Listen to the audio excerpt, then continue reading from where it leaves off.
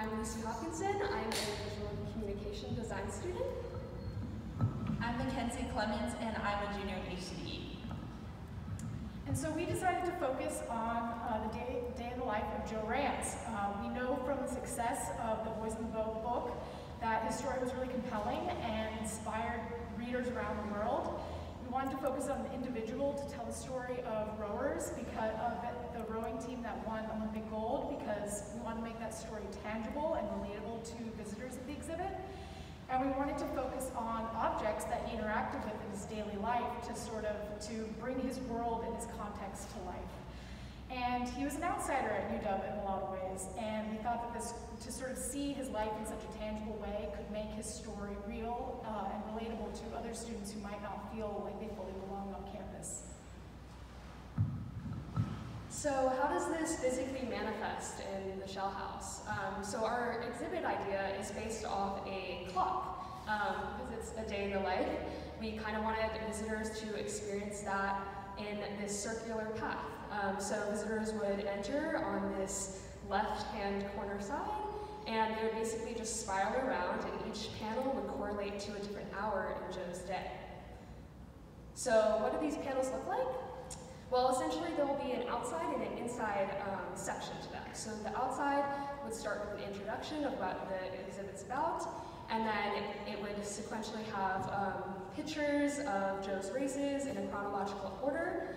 And then the inside would basically correlate to an hour in each part of Joe's day.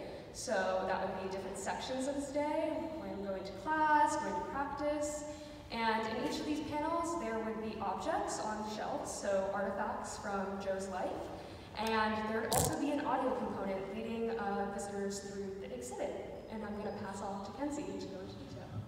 So this is the first panel you would be greeted with as you step through the door, to kind of catch you up on why Joe Rantz is so legendary, and a little synopsis about what you would see in the rest of the exhibit. And this is George Pocock's philosophy, harmony, balance, and rhythm. So this would span the outside of the third panel. And this is a picture from the Berlin Olympics, right as they pulled ahead across the finish line. And our first panel would be about his morning, waking up in the YMCA, throwing on his sweater from about 7 to 8:30. And the third panel would go over rowing practice, Al Oberkson, the chalkboard where the boys were named, as well as an oar to really grasp how big these boats were and how big these oars that the boys were using. And our fifth panel would go over how he relaxed, spent time with his girlfriend, played his banjo, and his dinner of ketchup soup.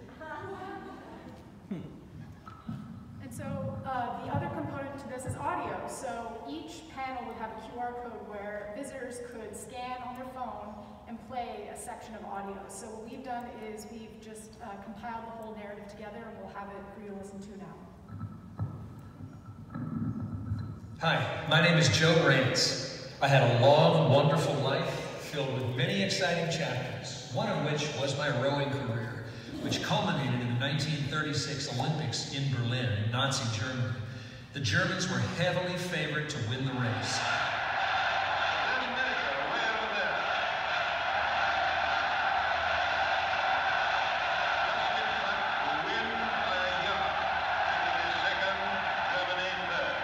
But I, along with 8 other boys from the University of Washington, won.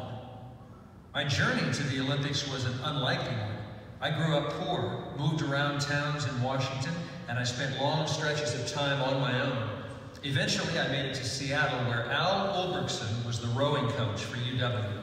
He saw something in me when he saw me at the gym at Roosevelt High, and that's what led me to the University of Washington, the place that turned me into an Olympic rower. My days at the University of Washington were long. I was juggling odd jobs, rowing, spending time with my girlfriend, Joyce, and of course, schoolwork. So, what did a typical day at the U look like? I'd wake up early in the morning. Sometimes I'd do some janitorial work for the building I lived in, the YMCA, located on 42nd and 15th. I'd throw on my ratty old sweater, the only one I had. I'd eat breakfast if I could find it, but frequently went without. Then I'd rush to class.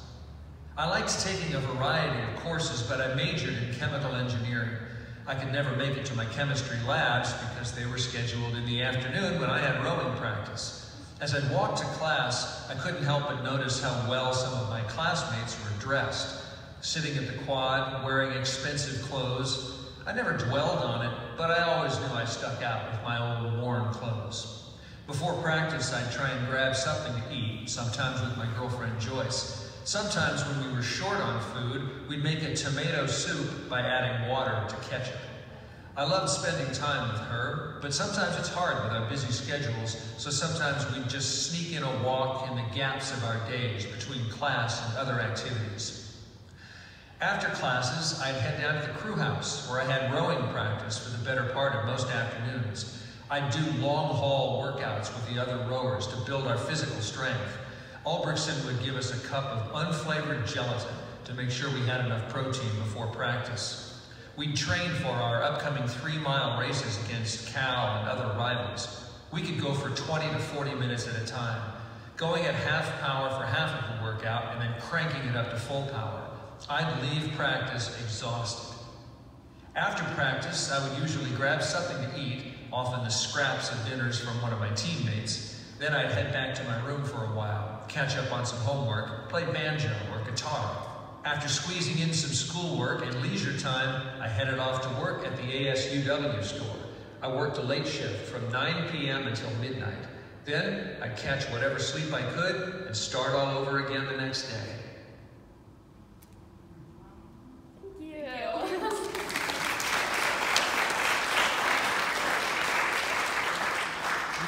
You could take questions if you... Oh, yeah.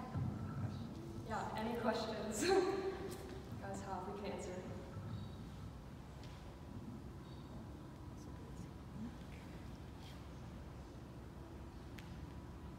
If not, that's all right too.